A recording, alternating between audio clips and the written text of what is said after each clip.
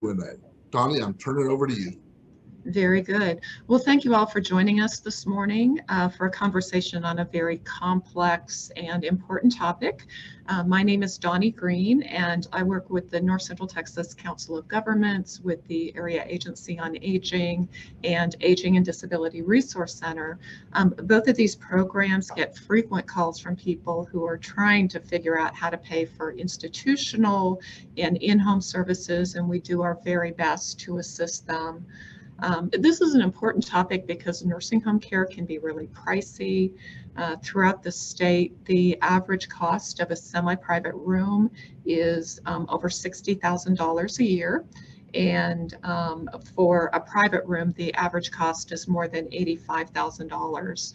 So unless you hang around with a lot of really rich people, few of us have deep enough pockets to pay for extended stays. So it's no surprise that statewide about 80 to 85% of all nursing home residents are funded by either Medicare or Medicaid, and Medicare coverage is extremely limited. So Medicaid by far is the largest payer source for nursing facility care.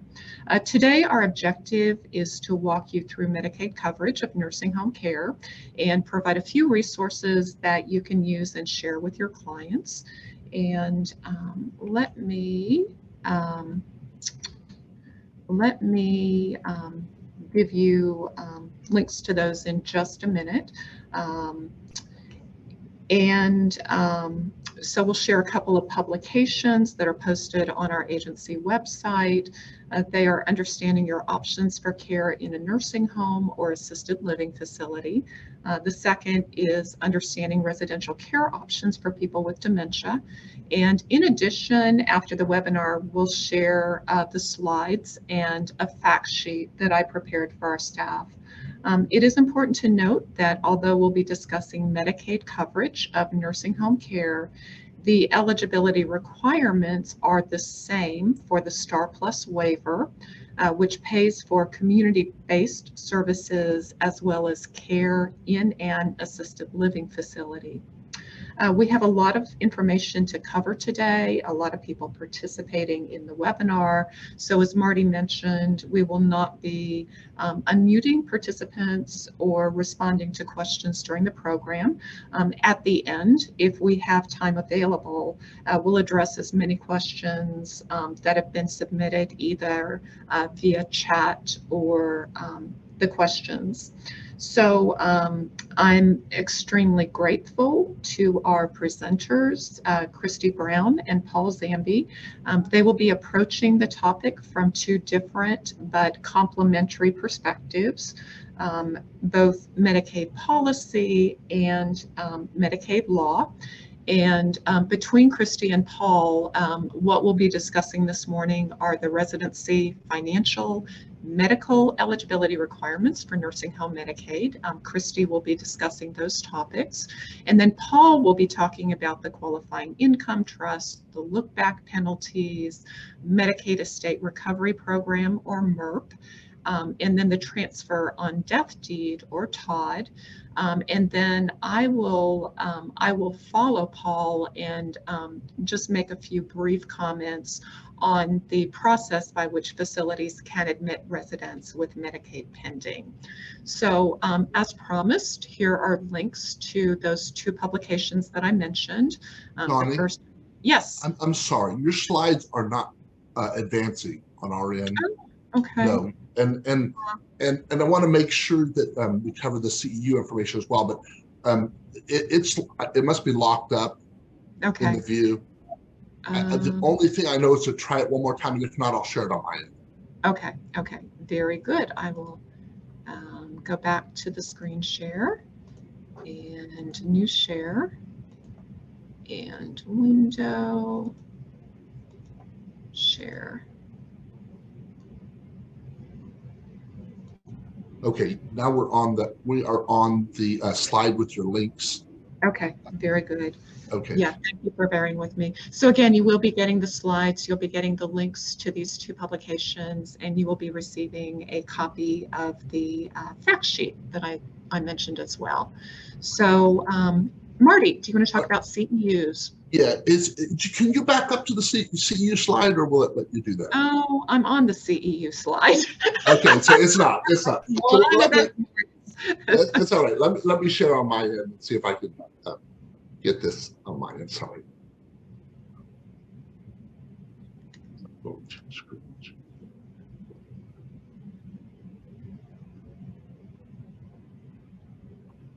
Hold on, I'm sorry.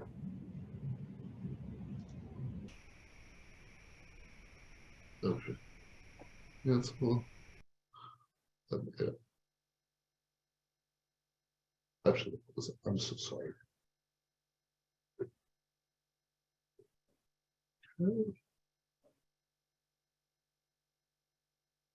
And Marty, while you're pulling up that slide, would it be helpful if I go ahead and talk the group through the CEUs? So we are offering CEUs for licensed social workers as well as licensed professional counselors.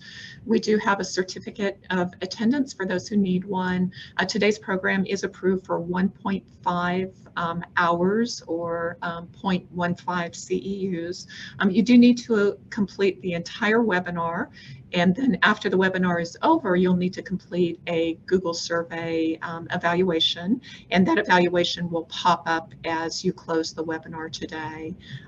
The evaluation link will be available for a week until 5 o'clock next Thursday, the 16th. And then Marty will be emailing certificates to the email address provided. Are you seeing the CEU screen? I am. Okay, great. I just wanted to. So, Doni, I guess you're ready. I certainly apologize. You're ready to turn it over to Paul. Is that correct? No, to Kristi. Kristi is going to be leading off. She's going to be talking about the eligibility requirements. Yeah. And Marty, I can either pull up that presentation. Bingo. Okay, very good. So again, my apologies for the technical glitches, but Kristi, thank you so much for participating and sharing your knowledge. Let me share a little bit about Kristi because I don't think I had a chance to do that. Kristi is the Senior Policy Analyst for the Medicaid for the Elderly and People with Disabilities program with the Texas Health and Human Services Commission. She provides Medicaid policy support to both HHSC staff and the public at large. She has worked 28 years for HHSC, starting as a Medicaid caseworker in her local hometown office. So take it away, Kristi. All right. Do I need to share the presentation myself, or is someone else doing that? Are you able to do that? Possibly. I'll have it here. I'll have it in just a second. I'm sorry. Okay. I just didn't have it ready. I didn't have it queued up, so I'm sorry. That's okay. I will just start to say I'm very happy to be here, very excited to be meeting with all of you today, and give you some knowledge and some basic requirements about nursing home Medicaid. We're going to be going over the eligibility requirements for nursing home Medicaid. We're going to talk about the application process and how it works. We're going to be talking about co-payments after you've been certified for nursing home Medicaid, and give you some additional information about the nursing home Medicaid process. And I hope that it will be very helpful to all of you. So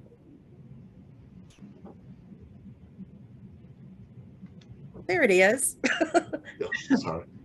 All right. And you're going to drive, Marty? Yeah, I'll drive. Okay. All right.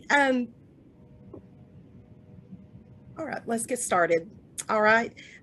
Nursing home Medicaid is a very complicated process, as you are all aware, being professionals in this field. And so I hope that this will give you some information. Nursing home Medicaid falls under one of our called a special income limit programs. That means it has a higher income limit than most of our community programs. So it can, more people can be eligible for it. As Doni stated, that the nursing home is very expensive, and most, middle class people can't afford the nursing home for any long-term period without eventually ending up on nursing home Medicaid.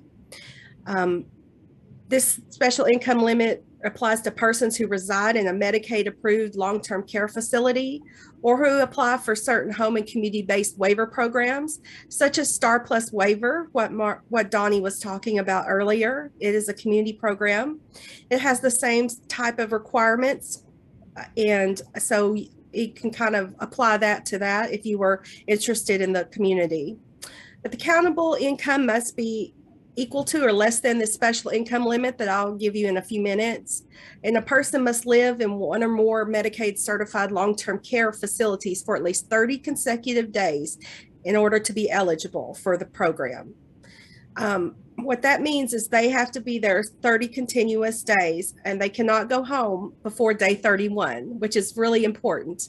The day of entry is day 0. And so if you're just going to be staying the minimum to get on Medicaid to pay for that short-term stay, you need to make sure that you are there that the individual is there to at least day 31.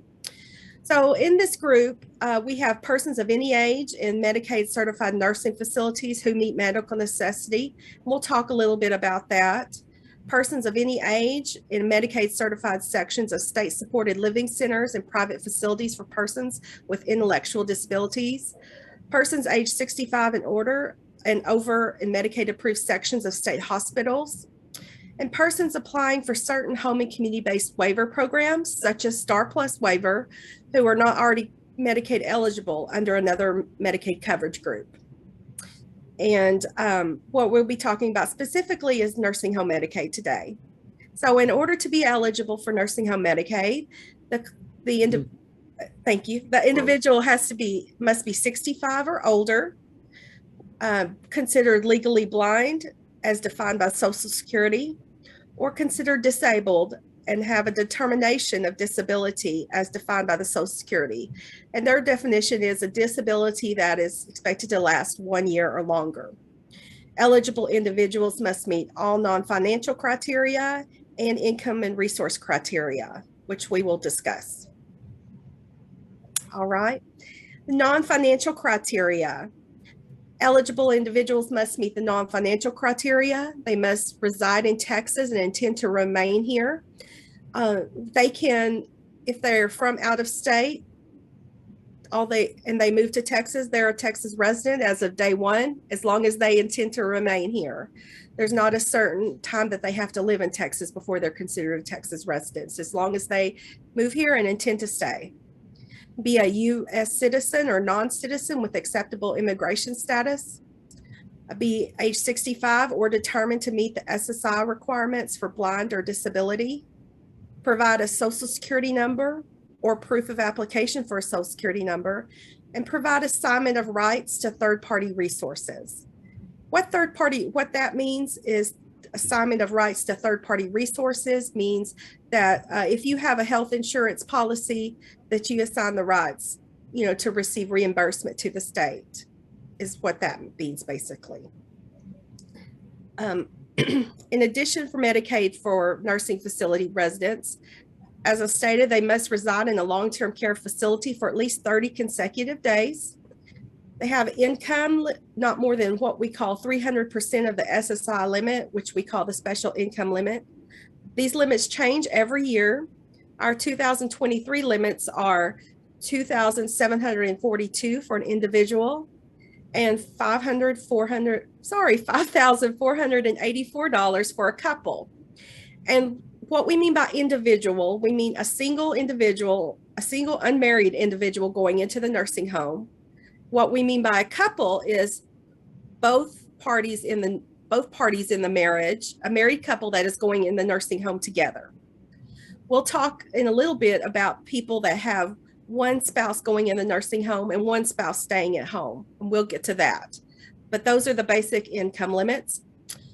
They have resources, not more than $2,000 for an individual, a single unmarried individual going in the nursing home, or $3,000 for a couple when both individuals are going in the nursing home. And they must have an approved medical necessity determination. Okay, so let's talk about income. We're talking about the income limit is around $2,700, I believe. What counts as income? We count Social Security benefits, certain veterans benefits, private pensions, interest or dividends from financial accounts or insurance policies, royalty and rental payments, federal employee annuities or pensions, railroad benefits, state or local retirement benefits, gifts or contributions from other people or family members, and earnings and wages. So anything that you're receiving, we count as income, basically. And Kristi, I know I've gotten a couple questions about, does aid and attendance count as income? And I believe, based on my research, the answer is no. Is that consistent with your understanding? That is correct, Doni. Okay. Yes, the VA that has aid and attendance is not counted as income. If they have I'll just go ahead and answer that question. If they have a VA check and part of the VA check is pension and part of it is aid and attendance, we don't count the part of it that's aid and attendance. Excellent. If the whole thing is aid and attendance, we don't count it either. Perfect. So, thank you. Sure. Let's talk about what resource. A resource is anything that you own or have access to, which are bank accounts and certificates of deposits, real property, life insurance policies, burial funds, IRA accounts, stocks or bonds, oil, gas, mineral rights, jewelry and antiques, cars and other vehicles, and boats and recreational vehicles. Our common resource exclusions, these are things that we do not count in the resources. We identify them, but they're excluded from the resource limit. A homestead in Texas, which a person intends to return. Life insurance, if the face value is $1,500 or less per insured person. And that means that all of their life insurance policies have to be $1,500 or less face value, not each individual one. So separately identifiable burial funds of $1,500, less any excluded life insurance or more, if irrevocable for the applicant or applicant's spouse. A lot of that is referring to like a pre-need burial contract. You in the field are probably familiar with those. If they have a prepaid burial contract and it's irrevocable, they're not counted usually. And that's what that's kind of referring to. And one vehicle is excluded regardless of value. And those are some common resource exclusions. We have other resource exclusions and that are just dependent on the case-by-case basis. And that's determined when you apply with us. Doni, did you say something? No. Oh, okay, I'm sorry. All right, let's talk about medical necessity. Now, medical necessity is determined by the Texas Medicaid and Healthcare Partnership, the state Medicaid claims administrator. They're responsible for determining medical necessity for recipients. When applying for nursing home Medicaid, the applicant or person helping the applicant should ensure that all of the applicant's name, date of birth, and social security number all match with the nursing home records, as this can cause delays with the medical necessity determination being processed correctly. And when eligibility staff actually process the application, they call TMHP directly to verify if medical necessity has been approved. If medical necessity has not been approved, they can't approve the application, and this causes a delay in processing. So basically, they just have to hold on to it until the medical necessity is approved. If the medical necessity is denied, then the Medicaid application will be denied for no medical necessity. Okay, I'm gonna get a drink real quick. All right, thank you.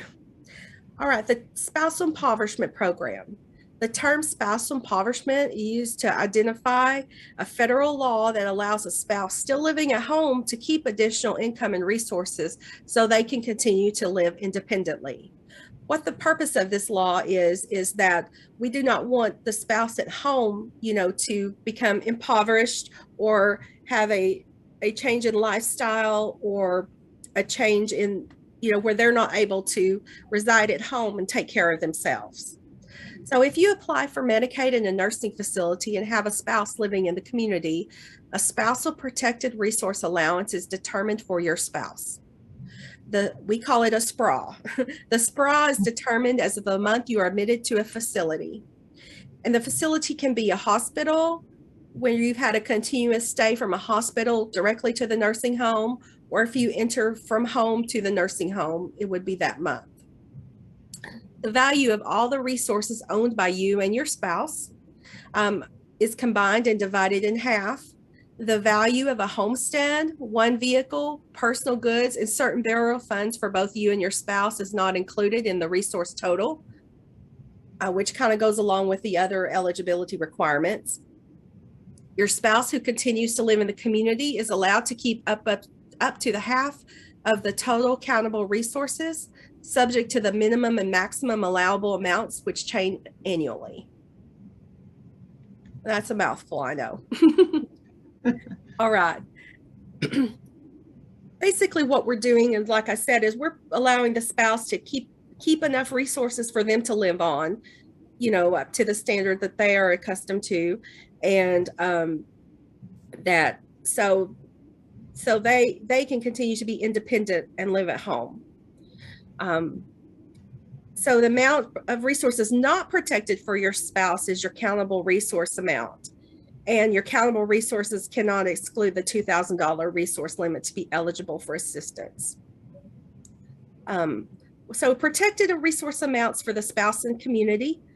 We protect a minimum of $29,724 up to a maximum of $148,620,000.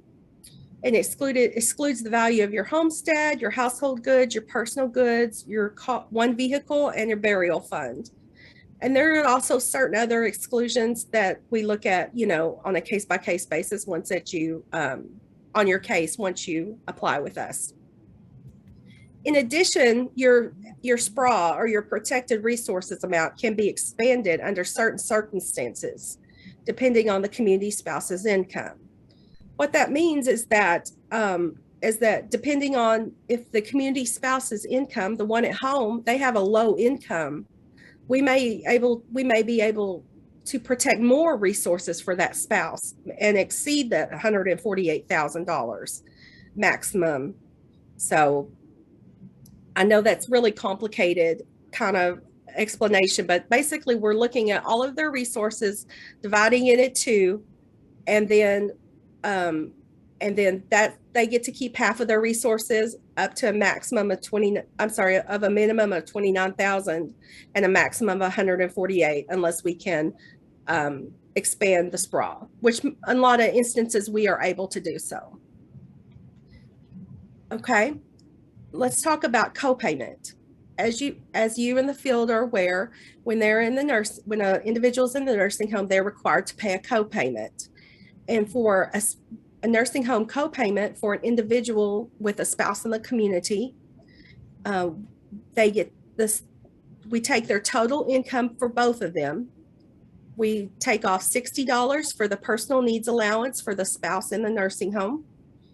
We take off $3,715.50 for the community spouse to live on. If they have certain dependents, we can take that off also. It doesn't happen very often, but sometimes it does. And anything in excess of those amounts is what they would pay the nursing home each month. Most of the time, a lot of those people do not have any type of copayment because that $3,715 reserved for the spouse eats up most of their income. And so a lot of times they don't have a copayment. Excuse me. All right. Let's see.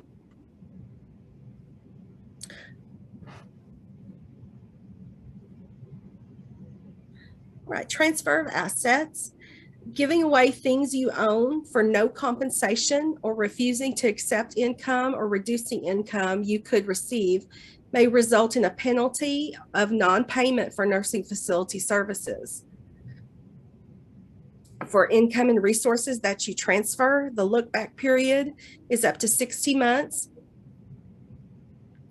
from the month of institutionalization or application. before you apply for institutionalization or waiver services.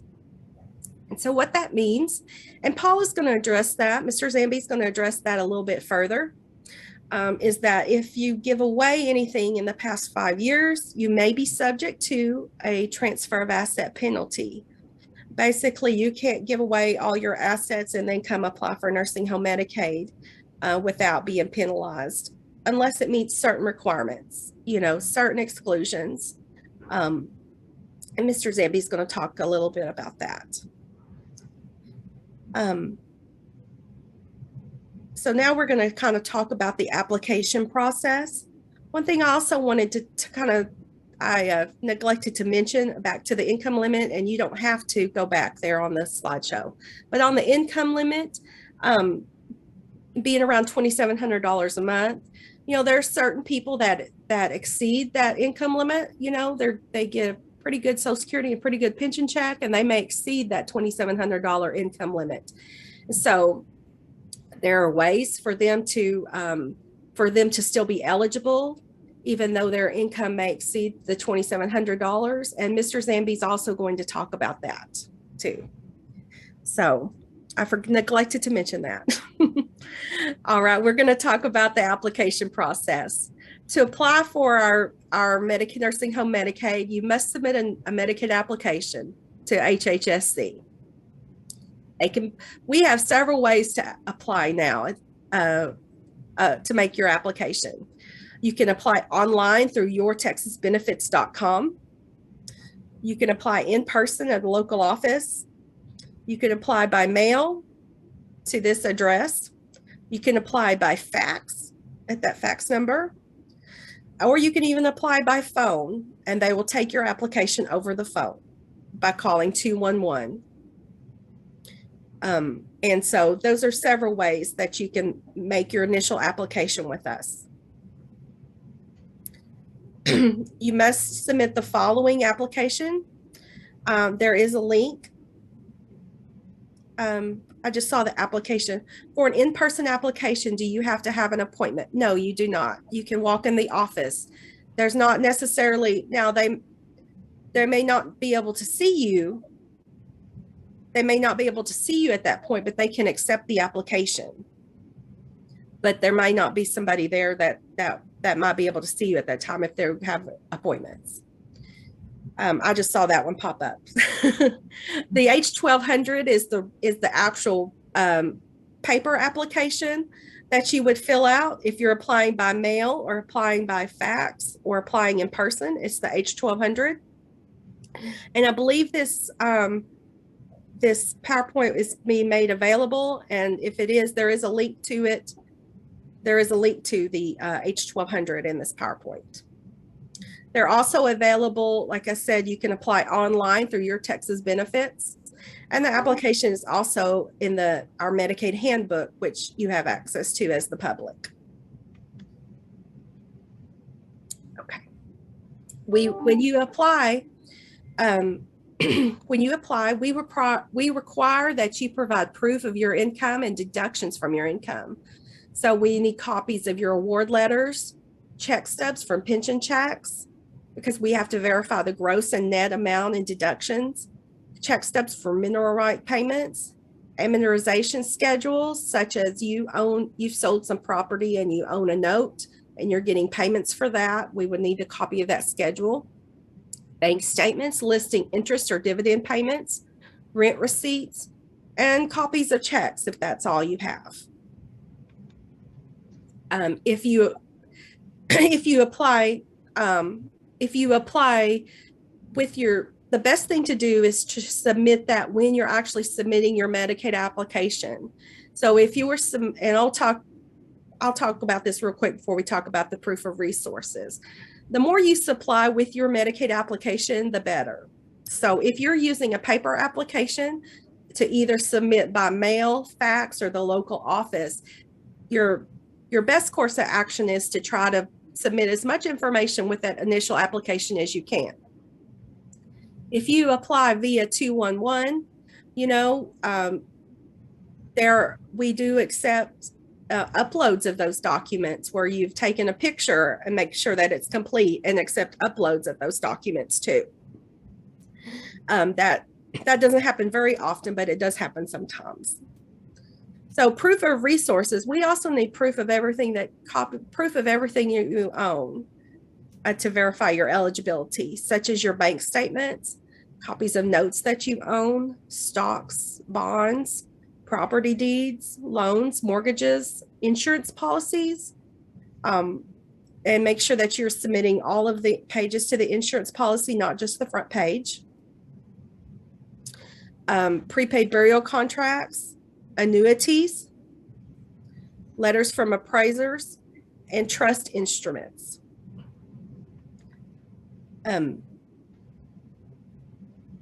When we receive an application, we're required to make an eligibility determination within 45 days for applicants under age 65 who have an established disability, or applicants age 65 and older who do not need a disability determination, or 90 days for applicants who do not have an established disability and must have a disability determined by HHSC. All applicants will receive notice of case action with the outcome of the eligibility decision, which also includes a co-payment, applied income, it's the same thing, amount if applicable. And that form is called a TF0001. Okay. Now, most of the time when you submit your application, there's going to be a few additional documents that we may need.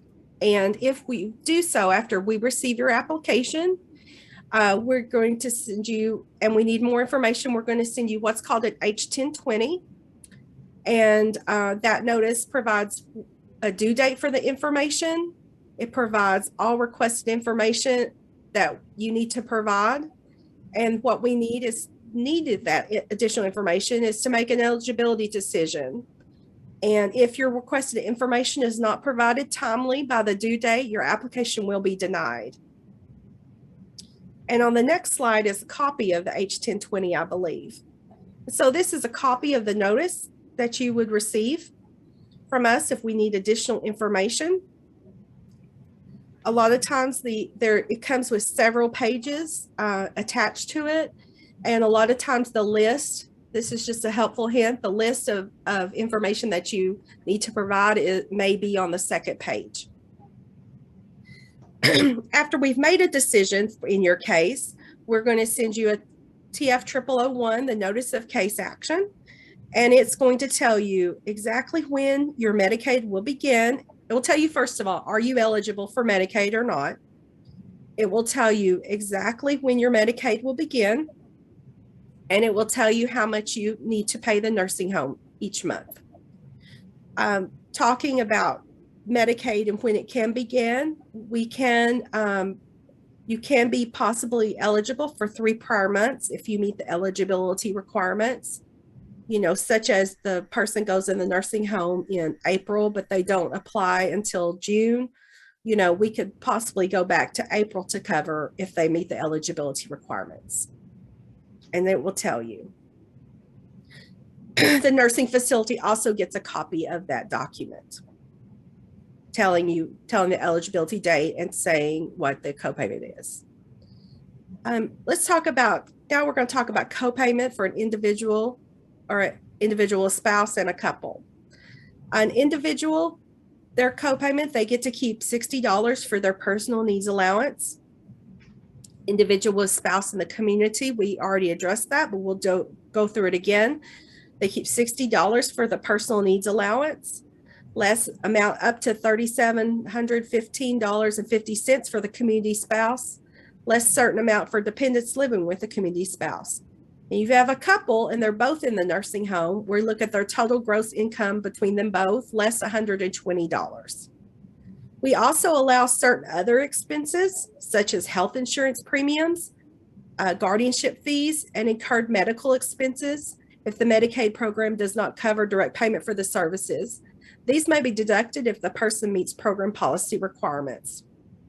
So what that's saying is, excuse me, what that is saying is that if you have like a health insurance policy or a Medicare supplement, we can allow a deduction for you to keep paying that if you wish to keep paying that after they're Medicaid eligible. So I'm going to give you a few application renewal tips. First of all, I do want to say after you've, because I think I took this slide out, the application, after you've been certified for Medicaid, we were going to do a redetermination on your case once a year. And so once a year, we'll send you a renewal form to fill out and provide like your bank statements or whatever that you need to provide. And so make sure that you are completing that renewal timely. So here's just a few tips about applying and for your renewals. Answer all questions on the application or renewal form. Do not leave blanks. If the question doesn't apply, indicate not applicable. Sign and date the application. Unsigned applications will be returned. Include the spouse's information, even if the spouse is not applying for benefits. That's the situation where you have a spouse at home. They're not actually applying, but we do have to look at their income and resources also. Provide copies of any supporting documents with the application or renewal, such as bank statements, check stubs, Social Security award letters, and life insurance policies.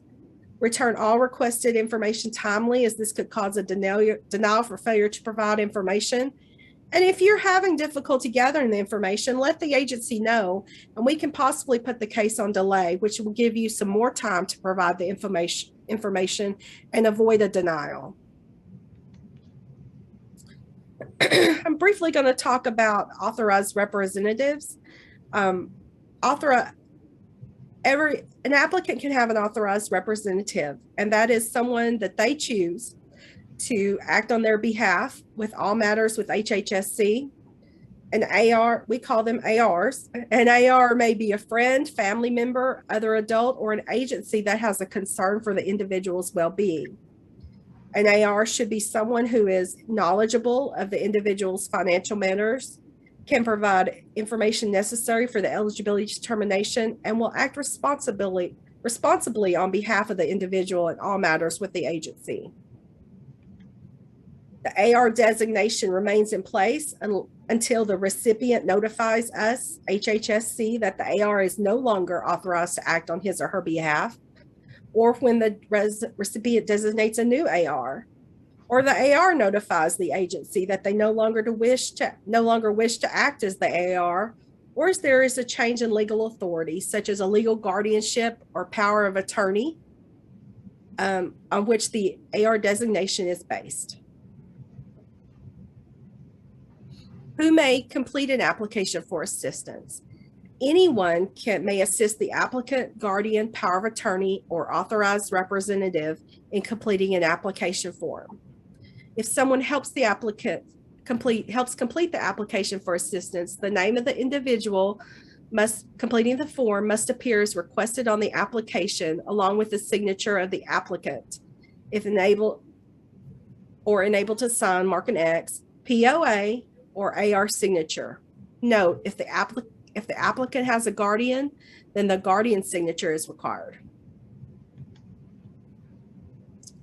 A release of information. This is differently than an AR. When someone is assisting the applicant, that's misspelled, fill out an application for assistance and does not wish to be the AR but still get case information, they can fill out a form H-1826 instead of being listed as an AR. A Medicaid recipient may authorize a release of case information by completing an 1826 case information release. This form allows HHSC to release case information to the identified individual. And if the 1826 is on file with HHSC, the authorized person may call 211 for information about the individual's case. This is a copy of the 1826. That someone would fill out to get case information released to them. All right, I believe you are going to be getting a copy of this PowerPoint. This gives you some additional information. You can sign up to get notices of policy updates and changes to our handbook, and that's the way that you do that.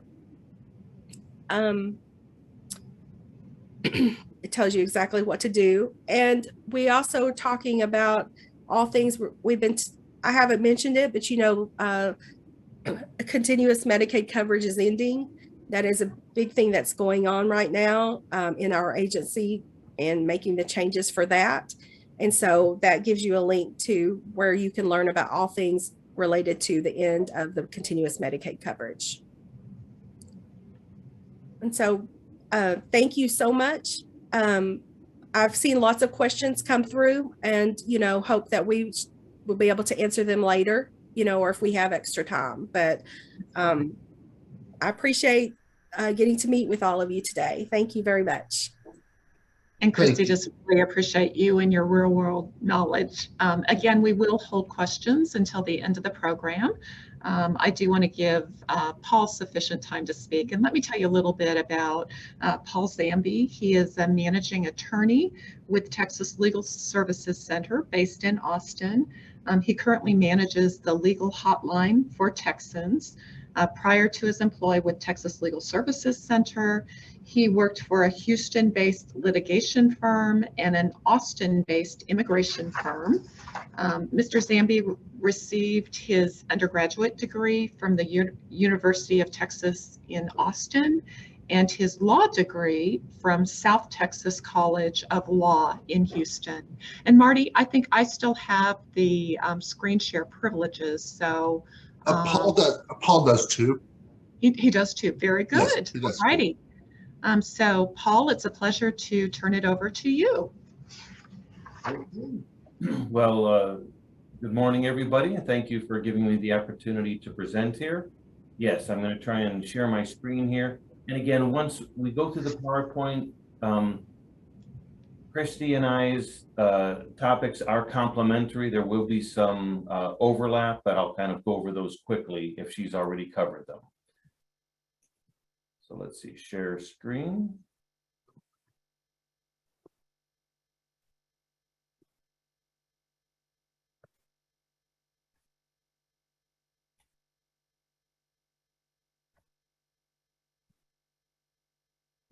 Okay, I'm not exactly seeing my PowerPoint up here.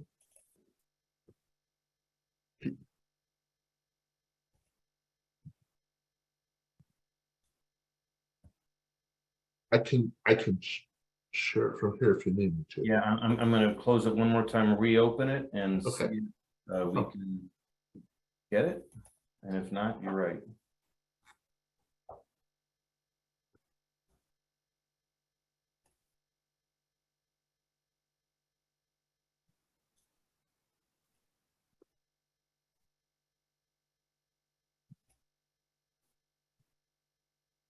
Okay, I think I have it here.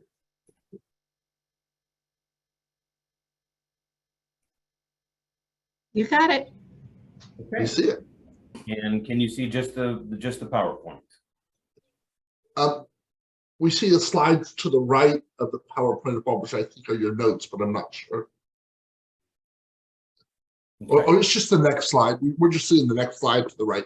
But we can. It's definitely legible. Okay. All right. Well, just real quick, who is Texas Legal Services Center? Let's see. We're founded in 1977. We are a nonprofit organization. We have more than a dozen practice areas, and even though we're based out of Austin, we serve all 254 counties in Texas. We speak Spanish, so our mission is to ensure equal justice for all. We provide legal advocacy, advice, and education. All right, and again, today we're talking about long-term Medicaid. There's many different kinds of Medicaid. We will not be discussing Medicaid for children, pregnant women, disabled, things like that.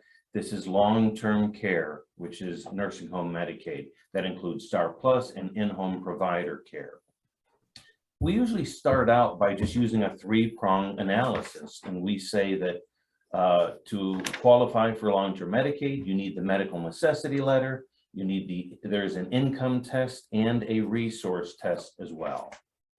For the medical necessity letter, Kristi went over that a little bit. and the Texas Medicaid and Health Partnership is responsible for making these determinations. What the individual must show, they need to demonstrate a medical condition that is of sufficient seriousness that their needs exceed the routine care given by an untrained person. So that means a family member or even just a friend coming in to help them. It's something more serious than that. And it has to arise to the level to require a licensed nurse's supervision, assessment, planning, and intervention, and those things that are only available in an institution. The individual has to show that the medical or nursing services have been ordered by a physician, that they are dependent upon the individual's documented medical conditions, and again, that they are going to require the skills of a registered or licensed vocational nurse, and they have to be provided or by them or directly or supervised by them by a licensed nurse in an institutional setting, and it's on a regular basis. This isn't something that, oh, you might need it once a month. Again, the doctor's note needs to say that it's a recurring thing that appears on a regular basis. The form is considered a minimum data set. That is what is submitted over, and that should be contained within the doctor's note, and that's what the TMHP uses to make that determination. As Kristi mentioned, sometimes the letter doesn't pass muster. It doesn't qualify the individual for it. So there is that 21-day notice, just letting you know here that that's not the end of the game. You can appeal, you can, change, you can clarify the letter, and you can still get qualified for that. So if once you don't succeed, you should try again for that. All right. Again, with this three-pronged test, the letter, the income, and the assets, if you've gotten that letter down pat, we're going to go on to income. So as Kristi mentioned, the income gap is a simple one. You need $2,742 or less, and then you qualify.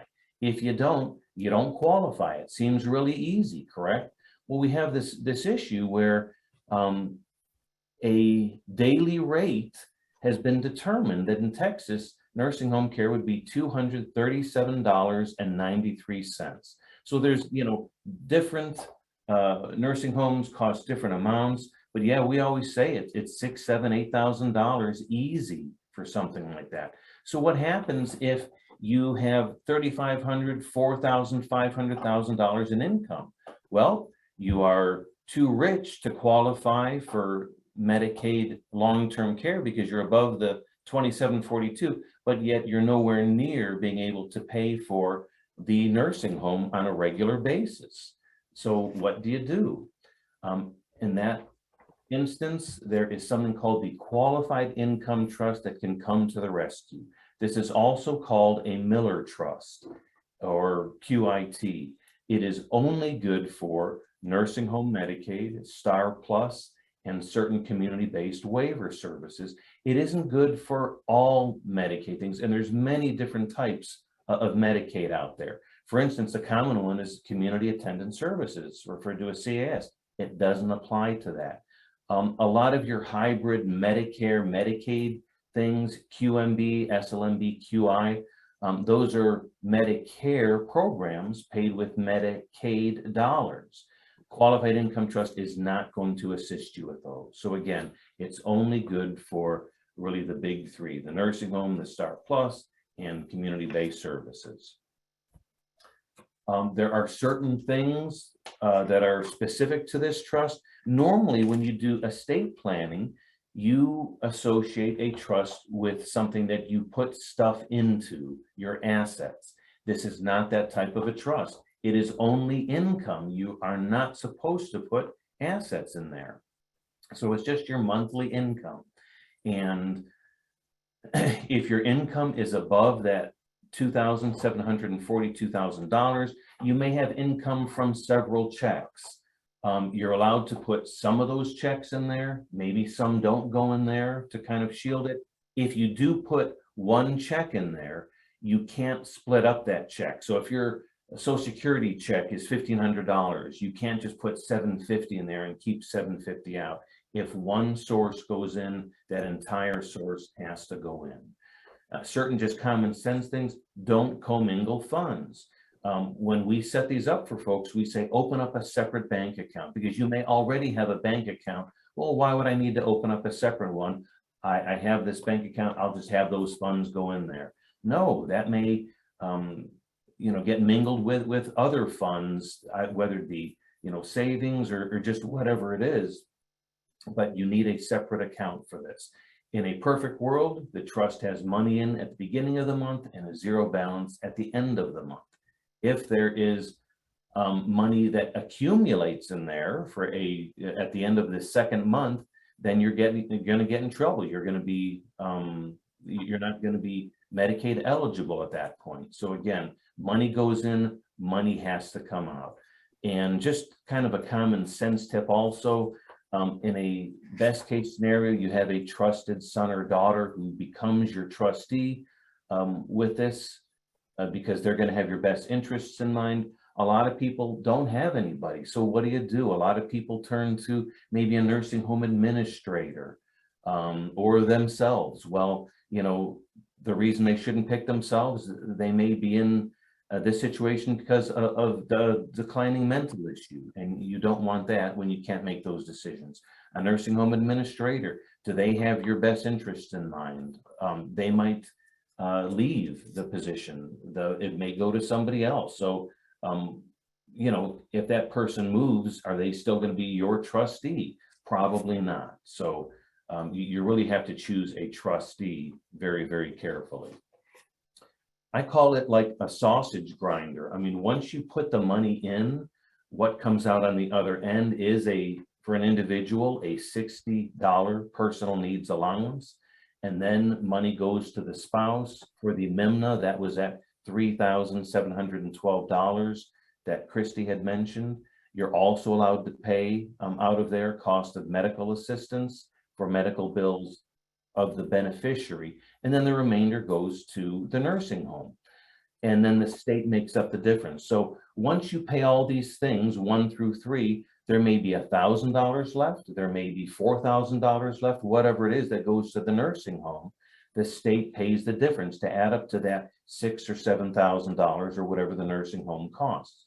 The money that the state pays goes into what was mentioned before. It goes into this bill that keeps growing of MERP, Medicaid Estate Recovery. That's part of it, and we'll be talking about that.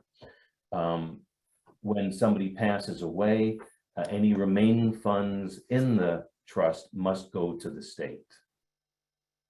And just letting you know that this is something that Texas Legal Services Center can prepare for folks for free if they qualify. Again, if it's the right type of Medicaid, and this and that falls into place. So again, a lot of times we will work hand in hand with area agencies. That's where we get a lot of our referrals.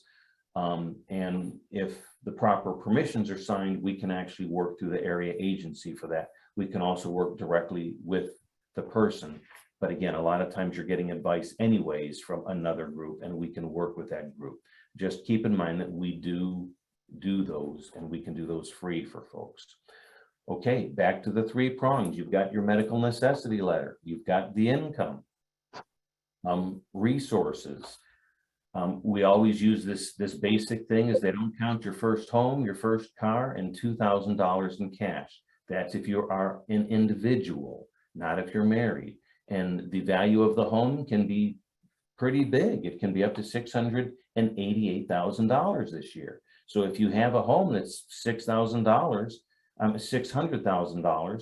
you can still qualify for Medicaid. And the $2,000 in resources. So, a lot of people may just be a little bit over that, $10,000, $15,000, $20,000. And I say, look, we can kind of give you suggestions. You're allowed to legally spend those things down on certain things. And some of these things were mentioned by Kristi. The term life policies, the funeral policies. You're allowed to replace vehicles, make vehicle repairs. You're able to update or repair your home if it needs a new roof, a new AC system. You can use it for your debts, credit card debt, mortgage, medical equipment, certain annuities. Those are to kind of help you otherwise qualify. What you should not do to spend stuff down is give your money away to family. That's the most common thing that we see, whether it be a home they transfer over, whether it be $10,000 they transfer over. You're not allowed to give it to as a gift to one of your relatives or a friend or something like that. If you have a lot more than $10,000, $15,000 to $20,000, that presents a problem. A lot of people might have a second home. A lot of people may have $200,000, $300,000 still wanting to qualify. Well, they can. We're not going to go over these figures again because this is what Kristi went over. But a lot of these spousal impoverishment laws are great. I mean, in the old days, it used to be that people who were married 40, 50, 60 years would get divorced, and then they would transfer all the spouses to the spouse that wasn't going into the nursing home, the community spouse, to kind of protect those monies. Or they would have to spend it down, and then the community spouse becomes destitute. So again, spousal impoverishment can be the subject of an entirely separate 1-hour presentation. There's a lot of twists and turns in there, but just know that, you know, as far as assets, resources, you can keep a minimum of 29,274, a maximum of 148,620, and that's assets. As far as income, you're allowed to keep $3,715. So even if your income, the spouse at home, only has, let's say, $600 from Social Security, and the person going in has $2,000, $3,000, whatever it is, then a lot of that can be transferred over. And so again, the entire point of the spousal impoverishment is so that the community spouse at home does not become destitute. If you have a lot more than can be protected, a lot of people do go to private estate planning attorneys. Maybe they belong to NAILA, and then they can kind of structure things where other money might be protected and passed on. But these are the basics, and those kind of are exceptions. So we're going to talk about something which does not help you qualify for Medicaid. The transfer and death deed is something that can give you peace of mind once you're on Medicaid. You need to think of Medicaid in kind of two different parts. The first is qualifying for it. The second part is protecting some of the assets that you have once you are eligible and once you are on it. So the transfer and death deed, you need to think of that like a will. It is something that you do while you're still alive, while you're still mentally competent. It doesn't take effect until you pass away, just like a will. It's better than a will for two huge reasons. The first one is that you get to avoid probate. So whether you leave somebody something in a will as big as a home or as little as a kitchen table and chairs, if they take under a will, they need to hire an attorney in Texas, and that's several $1,000s. You're in the court system for several months. The judge will finally sign off on it. With a transfer and death deed, it is just for the home, but with that, you get to avoid probate. You were going to wait 1 week after somebody passes away, file something for $50, and that title transfer is over. But the other great reason for it is that it can protect against Medicaid estate recovery, and that's what we're going to go over next, and then I'm going to kind of toggle back to the transfer and death deed. Transfer and death deed is fairly new in Texas. It's about 8 years old. There was something that was there before and is still used called the Ladybird deed. The transfer and death deed does the same things as the Ladybird deed, and this has a statute behind it. So that is our preferred vehicle to do it. But Ladybird deed is something real in Texas. It's accepted in Texas, and it's out there. About half the states, over half of them, do have a TOD or beneficiary deed. Only, I think, 5 to 7 states accept Ladybird deeds, but transfer and death deed is more popular. So we keep referring to this thing called MERP, Medicaid Estate Recovery, and this is a real thing, and people lose their homes and assets all the time. So MERP consists of a claim against the estate of an individual which passes through probate after the individual has died. I get calls all the time. Oh, we're thinking about getting on long-term Medicaid. Do we need to call up MERP now? No. It's something that takes place after you pass away. Their recovery arm, currently it's a company called HMS, will be sending out a bill, and you either have to pay that bill or let them know if you have any exemptions or exceptions.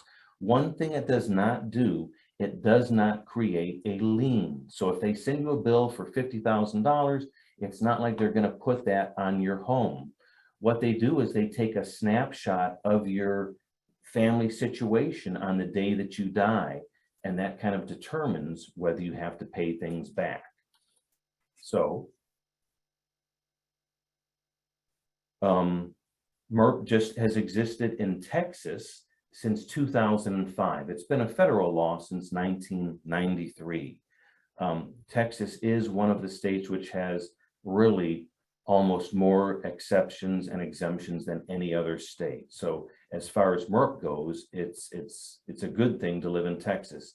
It's more strict in other states. As far as what it covers, it is good for MERP attaches to bills for when you are in a nursing facility care, intermediate care, and a lot of the waiver programs. Just a few of those are the STAR Plus. It does attach to CAS, home and community-based services, CLASS, Texas Home Living. All of these programs, if you qualify for them, that's great. That you qualify for those, but any money that's paid, the state gets to come later and say, hey, we can recover our monies from that. It only applies to assets that run through probate. Okay, so a lot of people try and get cute. Oh, there's a will, let's just not probate the will. That doesn't work. I mean, the state has the right to actually start a probate action themselves, and they can open that up. So you can't get cute and avoid it there. For other exemptions, again, Texas allows a lot of them. So again, on the day that you pass away, they're going to look to see if any of these things apply. Is your spouse still alive? Do you have a child under age 21? Do you have a child of any age who's totally disabled or blind? If you have an unmarried child who's been living with you full time for at least 1 year before you pass away, all these things are exemptions. They go on. If the value of your estate is worth $10,000 or less, if you had minimal Medicaid costs that they were covered in the first place, and also if the cost of selling your property is worth more than the property's worth. So the recovery arm isn't going to just recover for recovery's sake. I mean, it has to be in everybody's best interest. And here are some of the waivers. So let's say that when you pass away, it is determined that your estate property, it may be a family business, a farm or ranch or something like that. And if for 12 months before your death, that estate property produced 50% of the family income, 50% or more, then that's going to be exempt. They also do an analysis, and if taking the property would result in other people having to get on Medicaid services, they're not going to take it, because that's like just taking money out of one pocket and putting it into another. It just doesn't work. And the same thing, if you get to keep the property, and then you might get to discontinue eligibility for public or medical assistance, they're going to do that. So they don't want to take away property if it's going to make others have to apply for benefits. And also, if the Medicaid recipient has received Medicaid as a result of being a crime victim, MERP will not apply. And then there's other compelling reasons. So a lot of these reasons, though, are person dependent. I mean, again, they take that snapshot when you pass away. Is your spouse still alive? Do you have that unmarried child who's been living there a year? folks pass away, folks get married, they move away. Those may not be the most permanent things. And that's why we like the transfer and death deed, because it actually is something that's filed somewhere and it survives all those things. Some of the other waivers, if somebody has taken care of somebody else, the costs of that care to keep them out of a nursing home, again, it saved the state money because they've been kept out of the nursing home, they can recoup some of those funds, as well as necessary and reasonable maintenance costs and taxes of the home while they're in a nursing facility. Let's say that MERP just applies. None of those exemptions exist. So there's money in there, you gotta pay Medicaid estate recovery.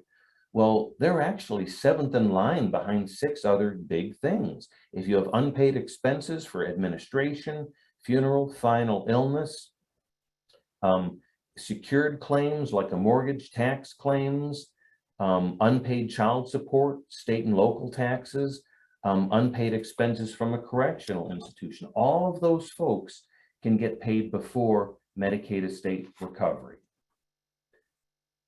And again, it operates after death, not before death.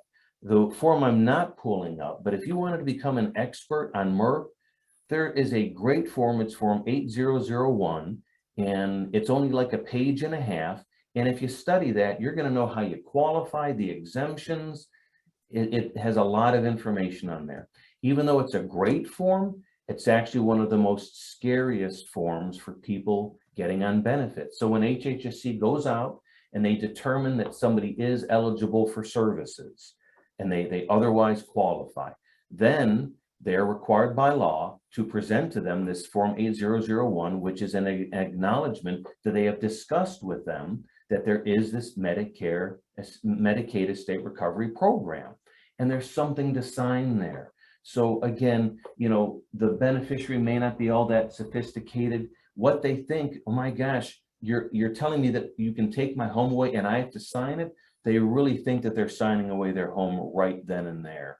And we've actually had stories where people will literally just turn around and refuse those benefits because they're giving up their home right then and there. That's not the case. You know, the caseworker from HHS has to fill out that form, show it to their supervisor to show that, hey, I told Mr. or Mrs. Jones that this is what could happen. And as long as you do the transfer and death deed or you have one of these other exemptions, they won't be able to take it. But it's really sad when you hear that some people refuse those benefits because they think they're going to be losing their home. So there's that saying, a little knowledge is a dangerous thing. And people try and get cute. And they say, wow, mom or dad's going to have to go into a nursing home in the next couple of years. And I've heard about this thing called MERP, and I've heard they can take the home. Well, shoot, let's put our thinking caps on. We're going to transfer the home to one of us, meaning the 40, 50, 60-year-old sons or daughters. And then when we apply for Medicaid next year, they'll never even know that we did it, and they won't be able to take the home.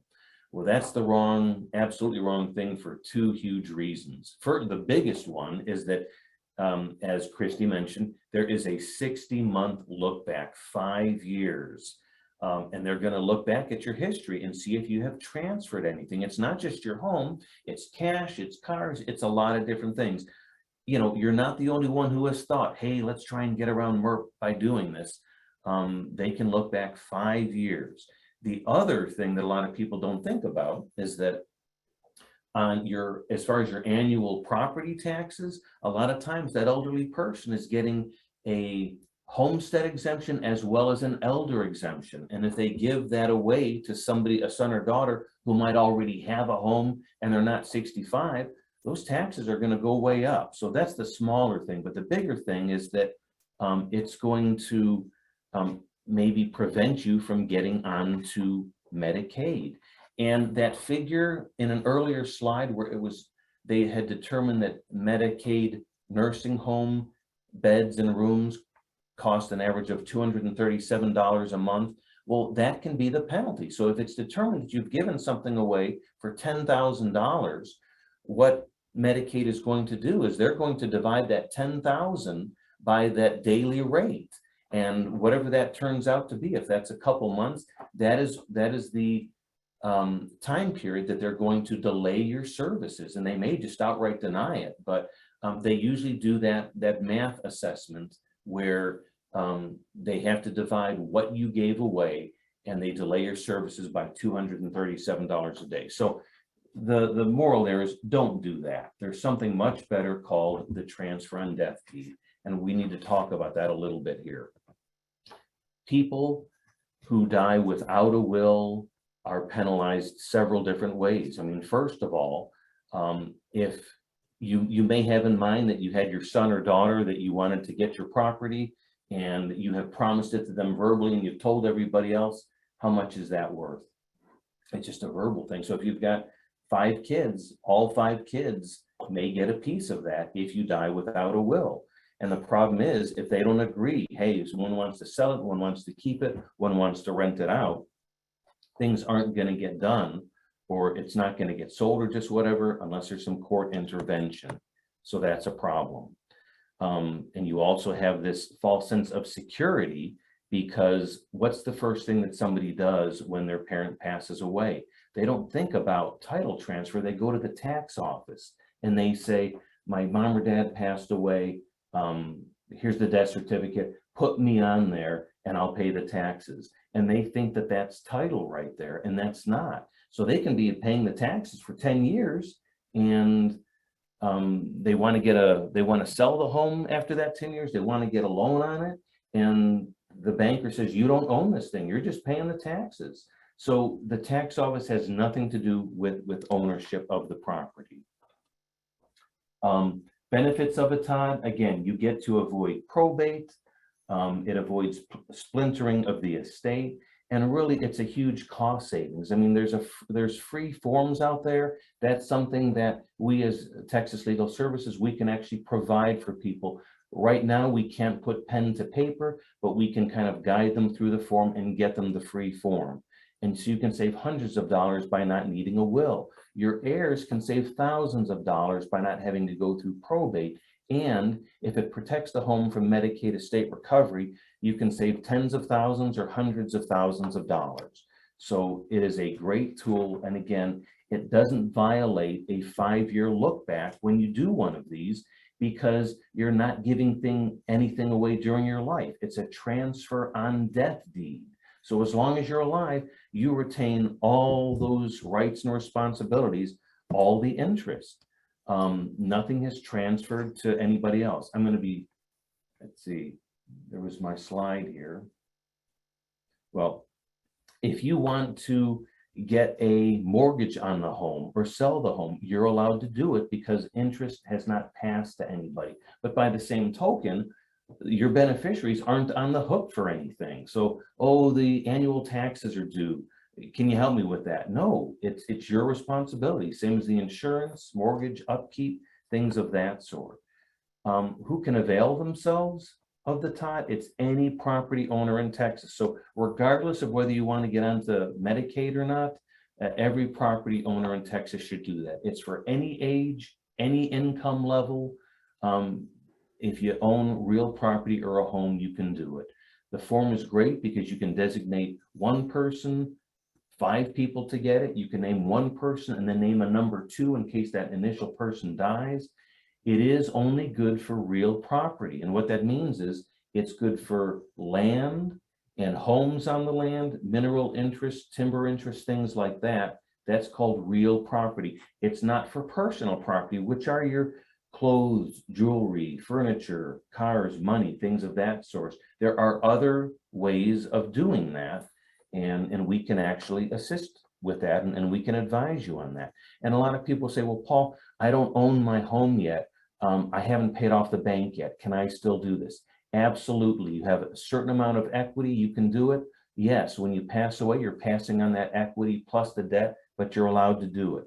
Paul, I don't own it all. I own it with a brother or maybe a spouse or maybe a child or something. I only own half or 1/3 of it. Can I do this? Yes, you can do this for your 1/3 or whatever share you have.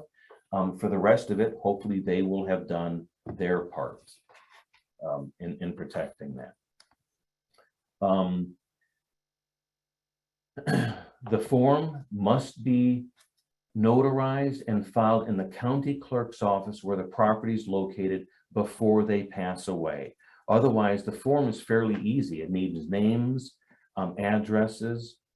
It does take a legal description, and that needs to be gotten from the deed that gave you ownership of the property, not the tax rolls, anything from the tax office. A Todd versus a will. Well, Paul, in a will I did 5 years ago, I named Johnny to get my property. Now I've done this great thing you're talking about, the Todd, and I named Susie to get it. That person passes away. Who gets the home? Is it Johnny through the will or Susie through the Todd? The Todd is going to trump the will every time. So a will is like a fallback document for a lot of these issues. And if you have a transfer and death deed, whoever is named in there, whether that Todd was done before or after the will was done, it's still going to be a good document. And again, this is that effect where you retain all ownership rights, receiving your property through the transfer and death deed. In the real world, when someone dies, you're going to file their death certificate and an affidavit of death in the county clerk's office where the property is located. And again, while the Todd is a great vehicle to protect from Medicaid estate recovery, it doesn't protect from all other things. I mean, if you had a roof done on your property, you didn't pay the person, that lien can follow. Any creditor claims, they have 2 years in which to do that. Mortgages, taxes are still due. So again, it's good for protecting against Medicaid estate recovery. It isn't the magic bullet to protect against everything. If you haven't done a Todd or a will, and you know, like is being suggested here, and somebody has passed away, I'm trying to advance this slide. The solution there is called an affidavit of heirship. So again, that can take a lot of time to explain. Just know that you know, a lot of times you can hire an attorney to go to court, and you can go before a judge and determine who the heir is on. My clients usually can't afford that, so we do the little cheaper route, affidavit of heirship. Same proof, it's just in affidavit form. And a Todd can be revoked because a lot of people say, boy, that sounds so permanent. I've got to file it down at the county clerk's office. You know, what if I change my mind? You're allowed to straight out cancel it. If you file a new transfer and death deed, those provisions are going to revoke the prior one. It's a very versatile document, or you can just, you know, straight out cancel it. If you get divorced and you had previously named your spouse to get it, they can be taken off of there. Because it is filed down at the county clerk's office, though, you have to do something to revoke it. Like a regular will, you've heard stories of the grandpa bringing the grandkids in and ripping up a will. Well, that's perfectly fine to show that they don't want them to take under the will. But with a transfer and death deed, you can't just do that. You have to do something because it has been filed. So that is the end of my presentation. Again, we're Texas Legal Services Center. We have 2 great websites. One is tlsc.org, which tells you about the different programs that we have. And we also manage texaslawhelp.org, which has helped many do-it-yourself legal issues and people trying to get that. These are the numbers for some of our resources. And again, I know that Doni and Marty will make this available to everybody. So that is my presentation. Thank you all for listening, and let us know if you have any questions on this, whether it be now or again. Doni can get you my information afterwards. I'll be happy to answer any and all questions. Thank you very much, Paul. And Marty, do you want me to queue up to take back the presenter privileges? You can do that if you'd like, or I can do that from here. It's up to you. Yeah, if you can do that from there, that would be great. Okay, I know that we're about at the end of our program, and I'm going to go very, very briefly over the process of entering a facility with Medicaid pending. It is important to keep in mind that participating facilities usually designate a certain number of Medicaid beds. And when facilities admit residents with Medicaid pending, they're taking on quite a bit of risk. As Kristi mentioned, the person has to be in the facility for at least 30 days. What happens if that facility passes away or moves to another facility? Or what happens if the resident or the family doesn't follow through with the Medicaid application? That causes huge problems for the facility where it doesn't get paid. So they do take on a lot of risk, and they are allowed to charge a deposit up to their private pay rates to make sure that they're going to be reimbursed for the care they provide while that Medicaid application is being considered. So as a best practice, what residents and family members can do is ask the facility if it will accept the Medicaid daily rate as a deposit as opposed to that private pay rate. And both Kristi and Paul shared with you that the daily rate is a little over $237. That's probably quite a bit lower than the facility's private pay rates, which may be $275 a day, maybe $300 a day. So if the facility is willing to admit the resident with Medicaid pending, in essence, the facility is saying, we are agreeing to provide the care based on the rate that Medicaid will pay. Sometimes residents, families can't come up with anything. Sometimes it's somebody who doesn't have any income, or maybe their income is $1,000 a month and they've spent it all. It's painfully difficult to find facilities that will admit someone without a significant deposit, because again, even if that person will qualify, there's just a lot of risk that they're assuming. So once the person has made application for Medicaid and been approved for Medicaid, if that facility has accepted a deposit that's greater than the Medicaid rate, the facility must timely refund any payment that's more than that resident's applied income. And both Kristi and Paul, primarily Kristi, talked about the applied income. For more information, feel free to reach out to your Aging and Disability Resource Center. The phone number is 855-937-2372. Part of the scope of work for the Aging and Disability Resource Centers is counseling people regarding Medicaid benefits. The ADRCs also provide information about long-term services and supports. They have respite programs. They have COVID vaccination assistance programs.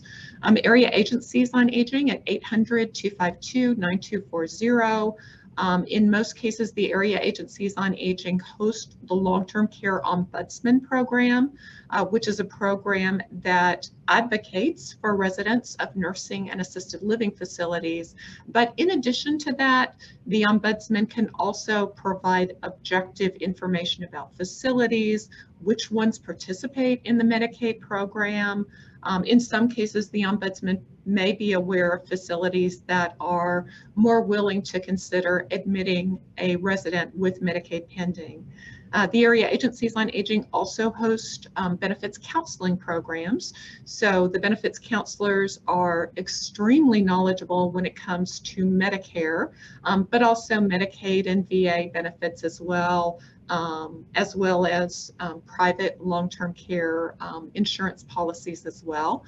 Paul has done a great job of talking about services through Texas Legal Services and the legal hotline. So it's so important we gave you that resource as well. So I show it is 11:31, so my apologies for going a minute over. We will go ahead and conclude the webinar at this point. But Paul and or Kristi, if you guys have a few minutes and might consider maybe covering maybe a few of the questions that have been submitted. I see we've got 84 in chat, 9 in Q&A.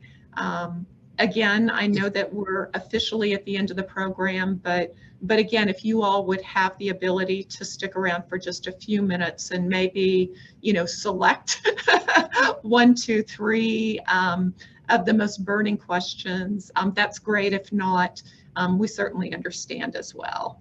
Well, you guys are doing that. Let me quickly go through the CEU information one more time for those people that might not have been on right at the end, because some of those people might be leaving us.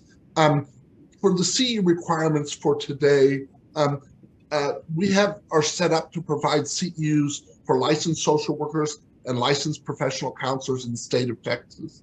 I've had people get our certificates and use them for other licenses in Texas or license outside of Texas, but that is up to those jurisdictions. There's no guarantee they will take them, but you're more than welcome to go through the process and get that. We're also offering certificates of attendance. The guidelines are the same for both. Today's presentation is worth 1.5 CEU hours. You must have completed the entire live webinar in order to be eligible. And you must also complete the Google survey evaluation, which should pop up as you close out of Zoom today. I realize some of you have pop-up blockers. You will also receive that link to that evaluation and the link to the slides, if you have not found that so far, in a follow-up email from me later today. We also ask everyone to please fill out the Google survey, even if you're not looking for CEUs. It helps us report back on our goals and objectives we set forth when we applied for the funding to do these webinars. The Google survey will be up for 1 week from today, and then give me about 3 weeks from that date to get the certificates out to you. They will be emailed to you. I'm going to turn it back over to y'all. And we've got a lot of great questions. So I don't know if there are maybe just 1 or 2 burning questions. I'm reading some of the Todd questions, and I think they were asked before I covered them, because, Good deal. The Lady Bird deed does protect, same as the transfer and death deed. It avoids probate, and it protects from Medicaid estate recovery. The different thing about the Lady Bird deed is that needs to be submitted with your application, and that needs to be approved by an HHSC regional attorney. Where the transfer and death deed is more of a Texas law, I think it's going to apply regardless. You should inform them about it, but the Lady Bird deed is something that needs to be approved. Kristi, there's a question in chat that they're all good questions, but there was one about, can somebody who is under the age of 65 apply for both Medicaid and Social Security disability at the same time? Okay, I will answer that one. They can apply for both at the same time. However, HHSC is prohibited from making any decision on their application or their disability until 90 days have passed from when they applied for Social Security disability or SSI. So if you do it both at the same time, then we're just going to be basically holding that application for 90 days. And then at the end of that 90 days, then we can make our own disability determination if Social Security has not by that time. So it does, and that causes a problem, for certain facilities, because those, going back to what Doni was saying, those facilities are really taking a risk with someone that has no income and that is less than age 65 and, has no disability established. So yes, you can. But basically, we're going to be holding that application for 90 days before we do anything with it. Mm-hmm. Okay. I do see another question, and talking about end of continuous Medicaid coverage. I'll just briefly answer that one really quick. We've all heard about the public health emergency, and that the public health emergency is going to end at some point. But back in during that public health emergency since March of 2020, everybody that's been on Medicaid since March of 2020 has continued to be eligible for Medicaid, even if they're no longer eligible for Medicaid, such as their income goes up above the limit and they don't get a QIT. then they're still on Medicaid because of this public health emergency. Or if their resources go over 2,000 during this since March of 2020, but we still kept them on because we're required to by federal law. And so those people that have been kept on when they really should have been denied, we're going to start reviewing those cases as of April 1st. And what that means is that we will review their case again. And if they're eligible, they'll remain eligible for Medicaid. And if they're not eligible, then they'll be denied at that point after the redetermination is filled out. And that's what I was talking about, the end of continuous Medicaid coverage.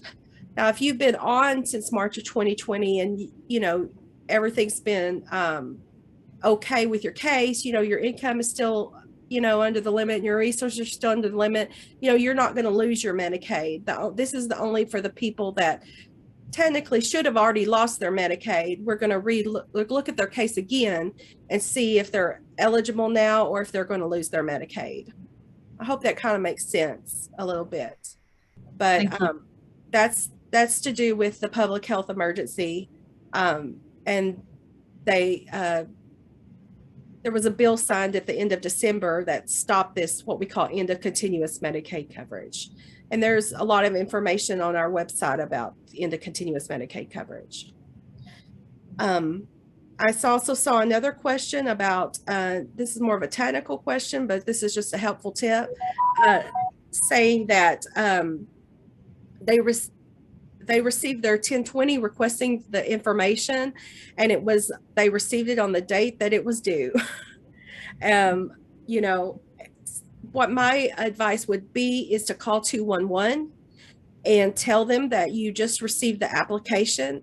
Just received that request for information, and, tell them that you're going to be working on it and be sending it in. The reason you need to do that is because that contact with 211 is going to be on the case.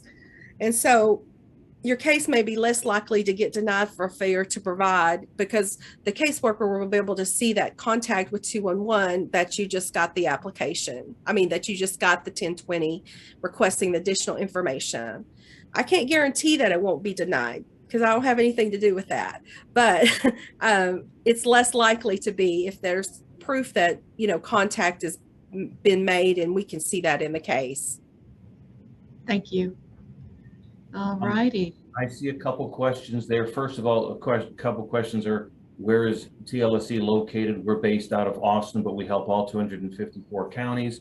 We're different from Legal Aid of Northwest Texas. There's 3 big legal aids in the state.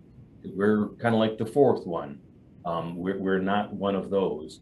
The one that kind of related to the TOD, I see, it says, is the TOD also called a general warranty deed, or is that a different animal?